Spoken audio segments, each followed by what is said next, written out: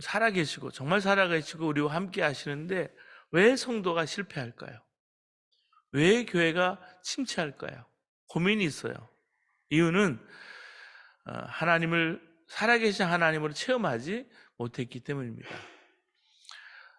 이번에 토요일 날 이제 특별 새벽 기도를 하면서 우리 청소년들 연합수련을 놓고 기도하는데, 청소년 연합수련을 하는 이유는 저 청년들이 또 청소년들이 실제적으로 말씀 속에서 하나님을 체험하고 만나길 원하기 때문입니다. 제 두 아들 요한 요셉이도 이 베이직에서 자라면서 그 유니티라는 수련을 통해서 하나님 만나고 하나님 체험하고 부르짖는 것도 알게 되고, 아이들이 저희들의 삶 속에서 회개하고 방향을 수정하는 것을 보았어요. 멀리 하늘에 계신 하나님 믿지만 지금 내 곁에 계신 하나님을 믿지 못하는 경우가 많이 있습니다. 지금 나와 함께 하신 하나님을 만나고 믿는 것이 너무나 중요한 거예요.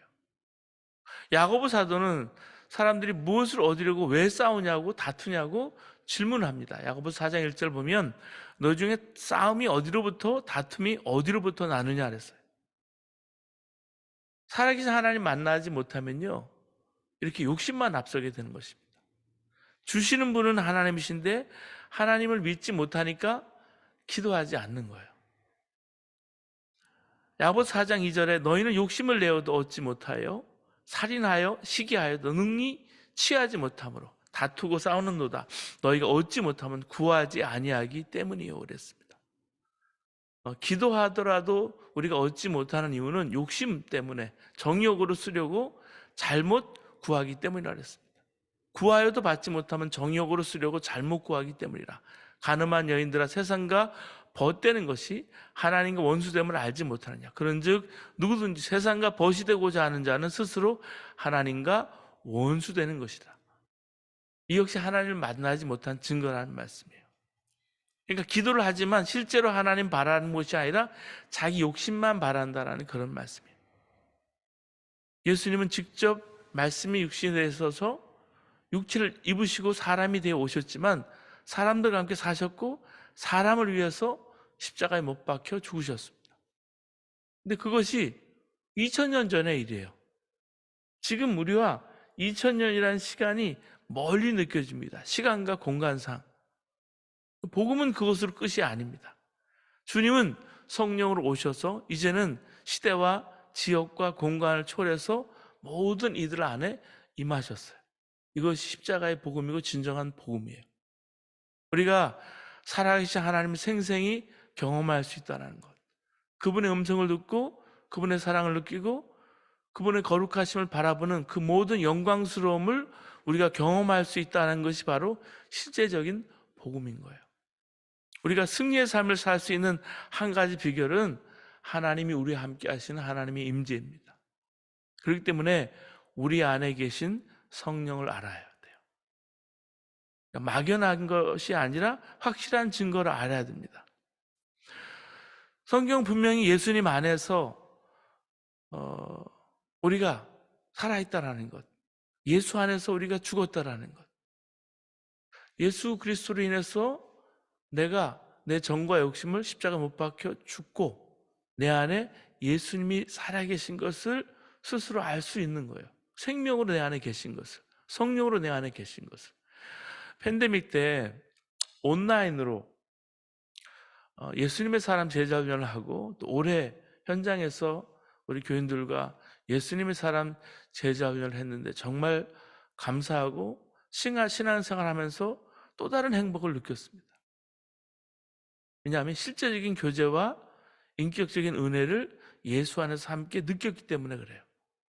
제자훈련하면서 예수님이 우리 안에 계신 증거를 요절과 같이 말씀을 나누고 외웠는데요. 고린도후서 13장 5절 말씀이에요. 너희가 믿음에 있는가? 너희 자신을 시험하고 너희 자신을 확증하라. 예수 그리스도께서 너희 안에 계시는 것을 너희가 스스로 알지 못하느냐. 그렇지 않으면 너희가 버리운 자니라. 고린도후서 13장 5절 말씀인데요.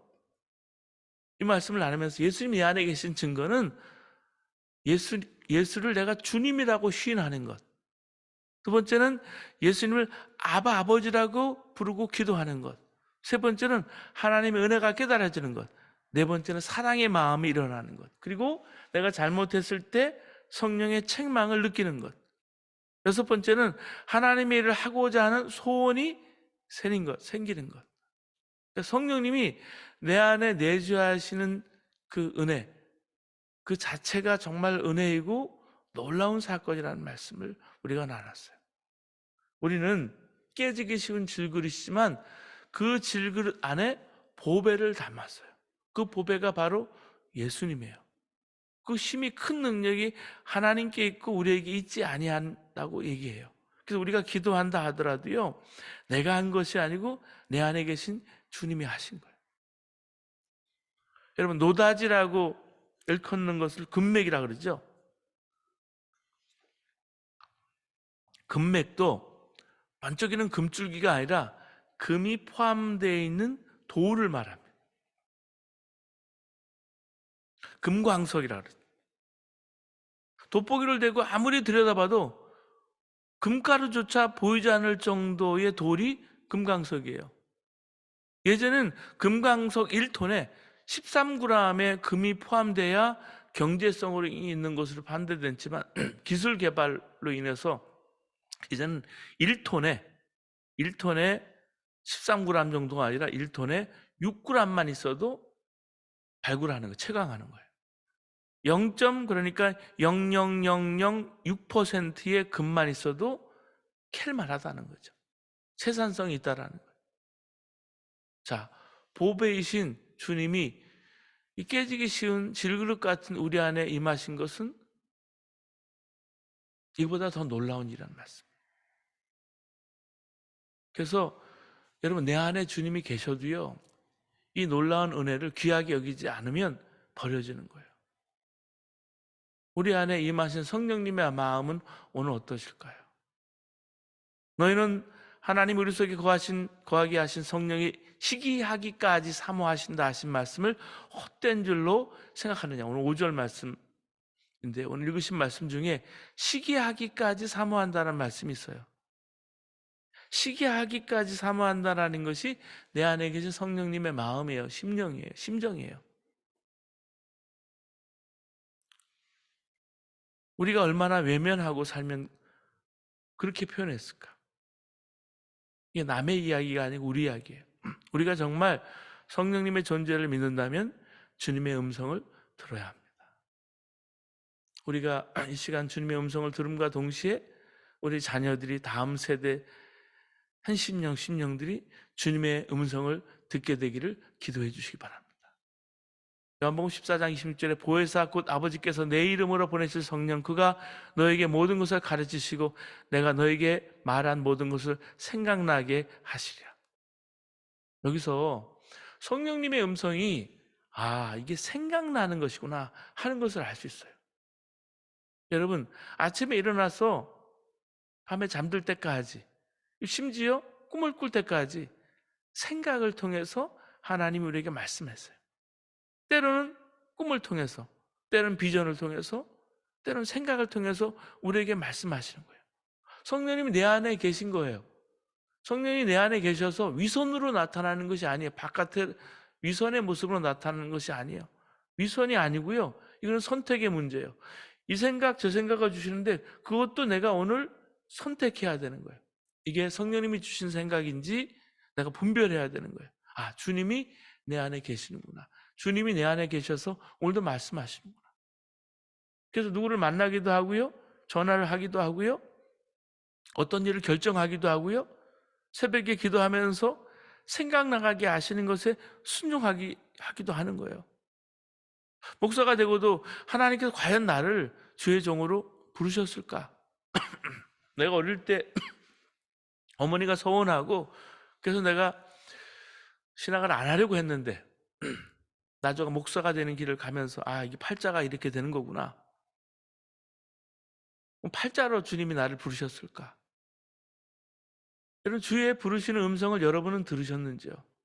여러분 각자의 삶에서 인생의 가장 밑바닥에 있을 때 가장 어려울 때 주님 음성 들을 때가 제일 많아요, 사실은.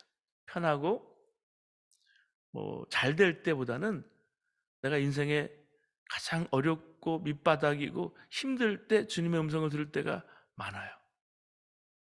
그렇잖아요. 그때는 더욱 갈등이 있고 혼란이 있고요. 낙심이 돼요. 근데 그때 성령님이 내 안에 계시고 내주하시는 걸 알게 되고, 목회자로서는 하나님이 내 양을 치라, 내 양을 먹이라, 주님 음성을 내가 들었기 때문에 선교를 향해서 부르심도 있지만 교회에 대한 갈망, 교인을 향한 안타까움, 목회에 여러 가지 내게 주신 증거, 이미 수없는 확인을 주셨음을 제가 알았습니다. 그래서 부르심을 확인하는 거예요. 여러분도 여러분 삶 가운데 하나님이 나를 오늘 어떻게 부르셨는지 확인하는 게 중요해요. 갈라디아서 5장 19절에 23절은 마귀가 주는 생각과 성령이 주는 생각을 정리해주고 있거든요. 우리는 갈라디아서 5장 22절에 사랑, 희락, 화평, 오래 참음, 자비, 양선, 충성, 온유, 절제, 이 열매를 기억해. 이 명확하죠. 근데 그 전에 음행과 더러운 것과 호색과 우상 숭배와 술수와 원수 맺는 것과 분쟁과 시기와 분냄과 당 짓는 것과 불리함과 이담과 투기와 술 취함과 방탕함 같은 것들, 이게 마귀가 주는 생각이에요. 성령이 주는 생각. 명확하죠? 그러니까 듣지 못했다고 말할 수 없는 거예요. 성령님이 내 안에서 말씀하고 계신 것을 우리가 알아야 돼요. 그렇기 때문에 생각을 통해서, 말씀을 통해서 우리에게 말씀하세요. 그리고 내가 하나님 체험하고 만난다라는 것은 내가 주님과 인격적으로 교제하는 거예요. 그래서 기도하는 거예요. 인격적으로 만나는데 가장 중요한 요소는 뭐냐면 순종하는 거예요.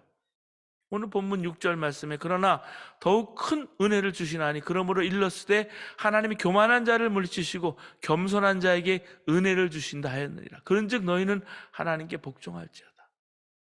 한 집사님이 방언을 받기를 사모했습니다. 근데 방언을 체험할 수가 없는 거예요. 한 부흥회 때 강사님이 방언하기를 원하는 사람을 소리를 크게 지르면서 기도하라고 했어.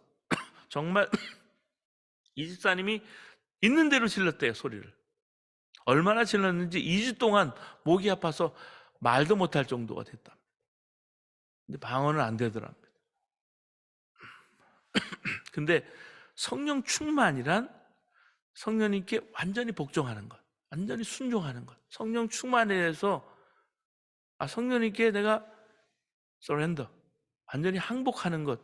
그걸 알고 성령님, 제가 항복합니다, 순종합니다, 고백했답니다. 그것은 자기가 죽는 것을 말한다는 것을 깨달은 거예요.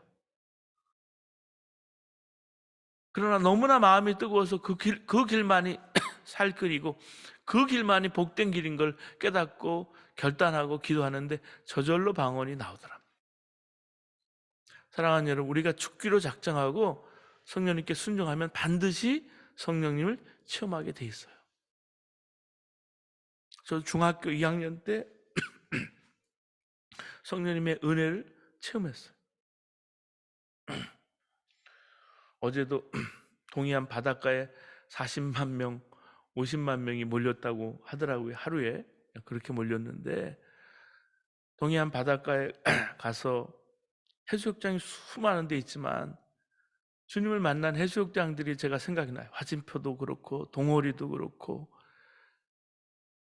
정말 하나님 앞에 죽기를 각오하고 부르짖을 때 제가 어릴 때 주님을 경험하고 만난 것을 제가 잊을 수가 없어요. 그러니까 우리 자녀들이요, 그렇게 주님을 부르짖고 주님을 만나야 돼요. 리더십의 세계적인 권위자인 존 맥스웰 목사님께서 한 목회자 세미나에게 말씀을 증거하시는데 강사가 3명이 있었답니다. 목사님은 마지막 날 강의를 맡았는데 앞에 강의하신 강사들이 자기들 목회 성공에 대해서 열광을 하셨대요. 근데 그렇게 성공에 대해서 많이 말씀을 들었는데 세미나에 참석하신 목사님들의 얼굴은 너무나 어둡다라는 거죠. 야, 이거 참 힘들겠구나. 참석자들이 마음이 많이 다쳤는걸? 이 맥스웰 목사님 고민을 하게 되었습니다. 그날 저녁 기도를 했대요. 그때 하나님께 주시는 마음이 떠올랐답니다. 그게 뭐냐면 실패였대, 실패. 근데 고민이 되더래요. 많은 목사님들이 내 실패 이야기를 들으러 온 게 아닌데 성공한 것들 말해도 은혜를 받을까 말까 하는데 실패를 내가 말해야 될까?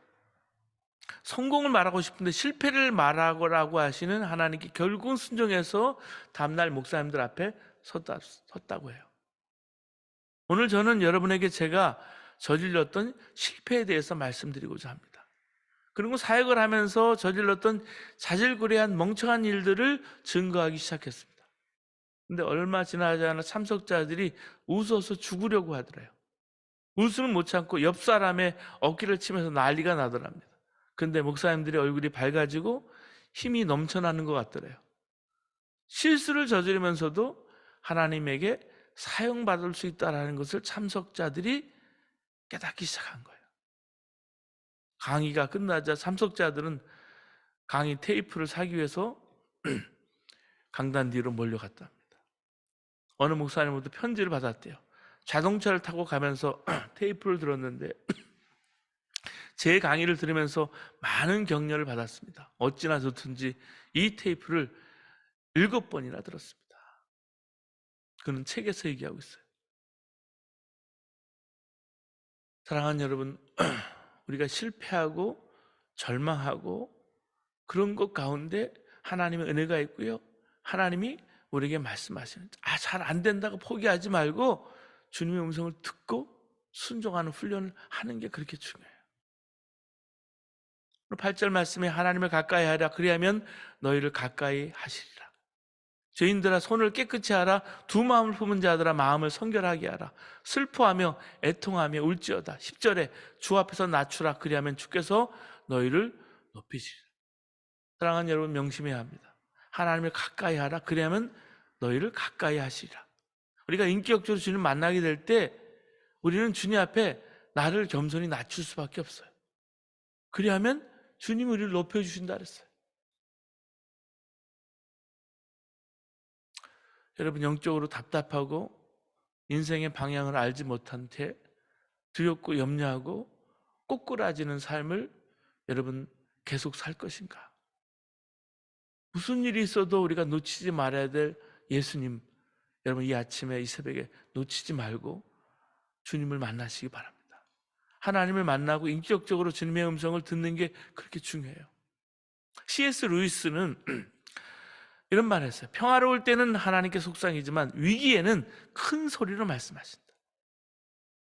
평화로울 때는 하나님 우리에게 속삭이는 것처럼 말씀하시면 위기에는 오히려 큰 소리로 확성기에 대고 말하는 것처럼 그렇게 말씀하신다는 거예요.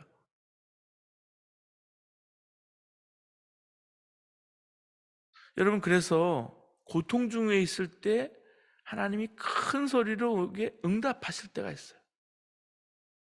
실제 교인들이 경험하는 건 정반대. 평안할 때는 주님의 음성을 듣는 것 같다가도요, 힘이 들고 어려운 일이 닥치면 전혀 하나님의 음성을 듣지 못하고 허둥지둥 될 때가 있다라는 거죠. 예수 믿는다는 말은요, 사실은 나 자신이 십자가에 죽는 거예요.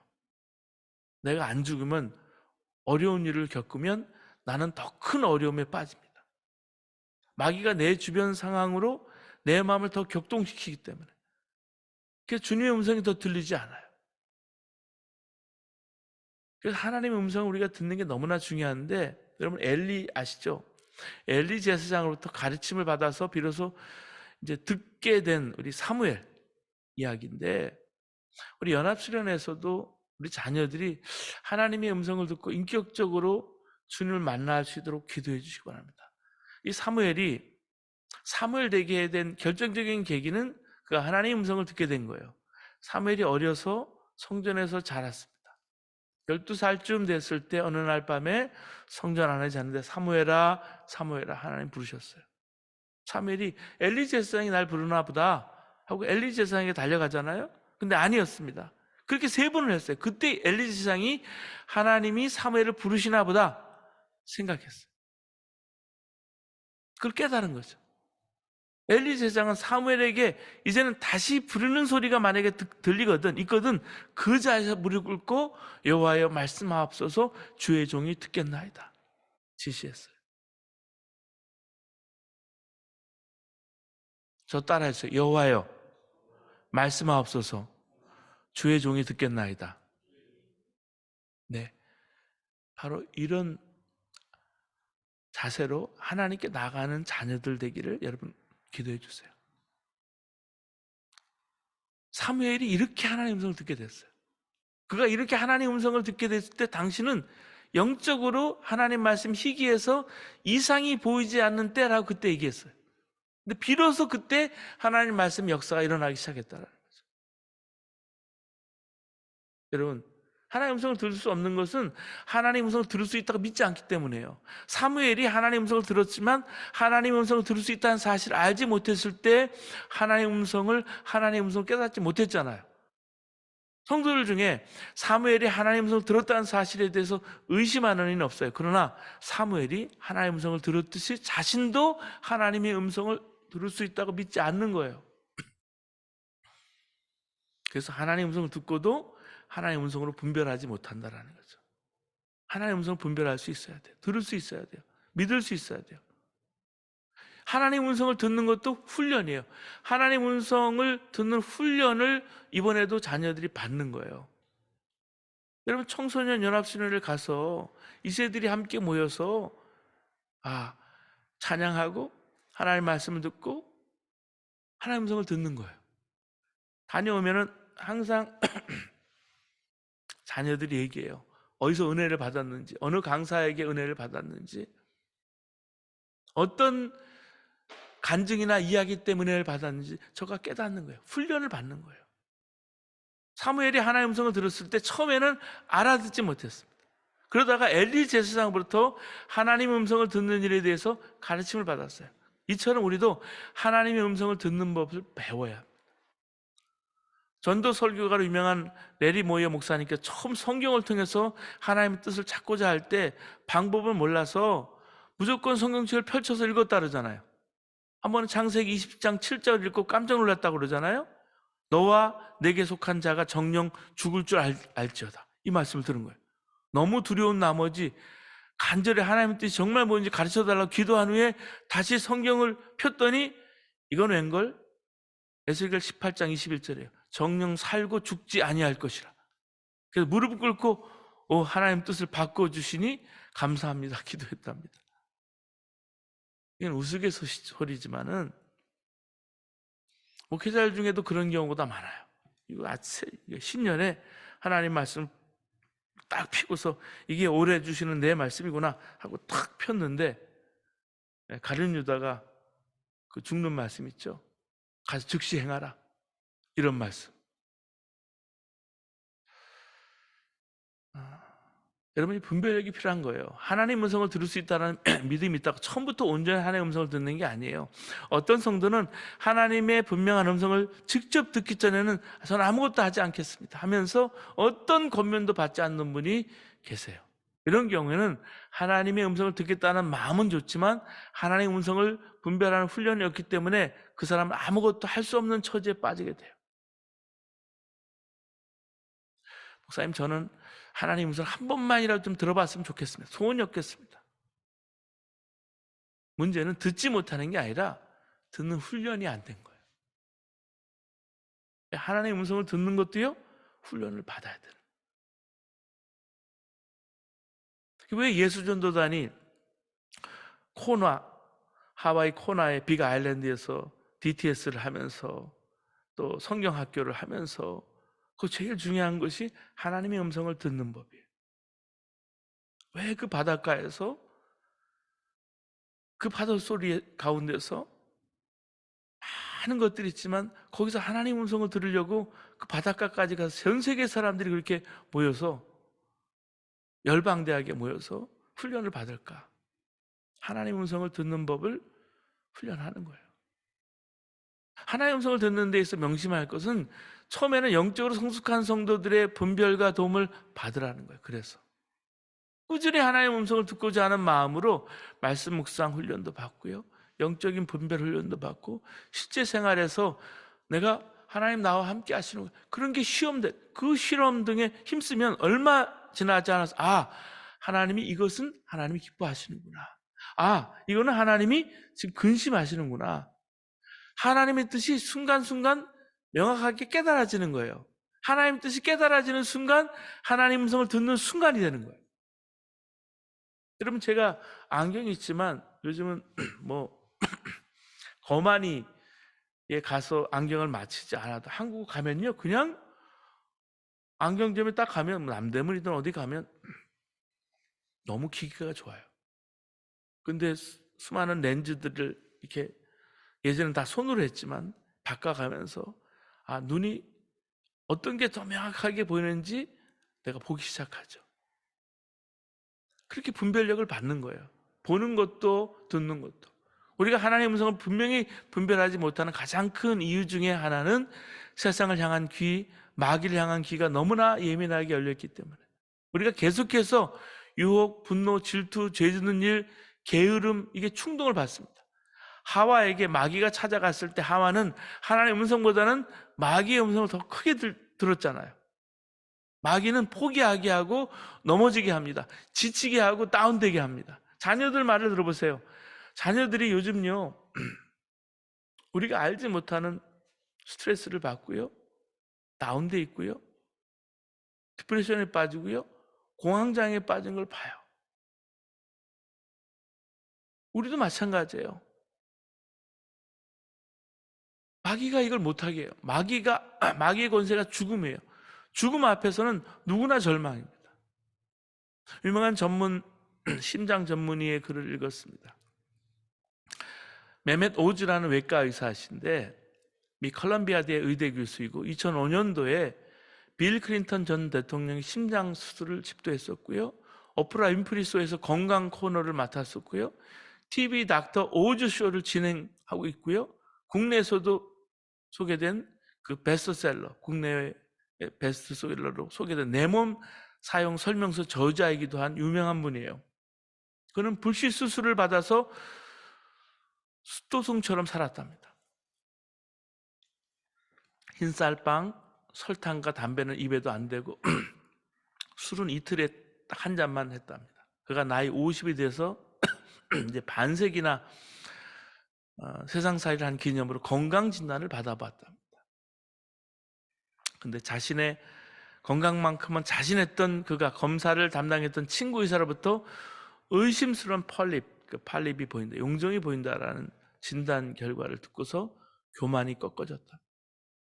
그는 순간적으로 내게 허락된 삶이 40년일까 1년일까 하는 생각이 났었다고 해요. 그리고 오만 생각이 났다. 아내한테 뭐라고 할 것인가? 25살부터 12살까지 자식 넷한테 어떻게 내가 설명할 것인가? 시청자들한테 사실대로 고백해야 할까? 내가 의대에서 배운 건 위기를 당한 환자를 고치는 것뿐이었지 죽음에 직면한 이들에게 해줘야 할 일이 무엇인가에 대해서 무엇을 공부했었나?